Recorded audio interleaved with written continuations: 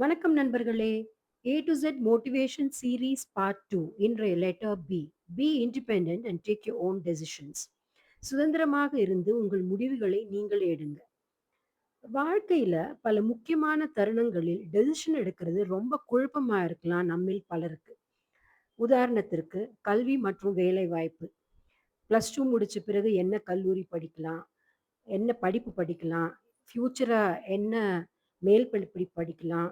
வேலை வாய்ப்பு இத பற்றி குழப்பம்.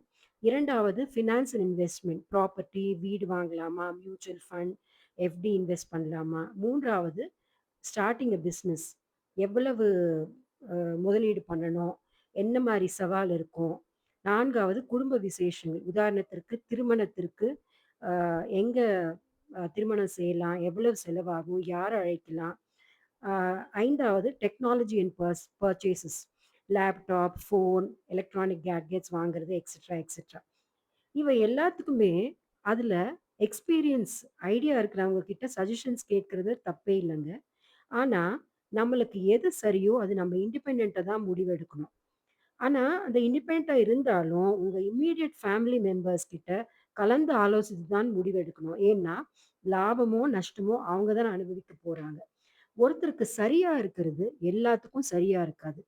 ஒவ்வொருத்தரோட நேச்சர், வேல்யூஸ், கோல்ஸ், ஜட்ஜ்மெண்ட் எல்லாமே மாறுபடும். எக்ஸ்டர்னல் பிரஷருக்காக எந்த முடிவையும் எடுக்கக்கூடாது. உதாரணத்திற்கு, படிக்கிற காலத்துல உங்களுக்கு பிடிச்ச படிப்பு மட்டும் தான் எடுத்து படிக்கணும். அப்பதான் நீங்க நல்லா ஷைன் ஆவீங்க.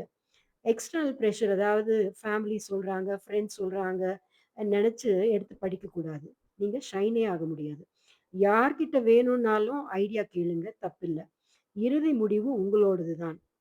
சொசைட்டிக்காக வாழறத நிறுத்திடுங்க. மத்தவங்களுக்கு சரியா இருக்கிறது உங்களுக்கு சரியாம இல்லாம போகலாம். ஒருபொழுதும் உங்களால முன்னேற முடியாது. நீங்க சொசைட்டிக்காக வாழ்ந்தா. உங்களுக்காக உங்களுக்கு எது தேவையோ, எது பிடிக்குதோ, எது கரெக்ட்டோ அதை நோக்கி பயணிச்சுட்டே இருங்க. சிகரத்தை கண்டிப்பாக தொடுவீங்க.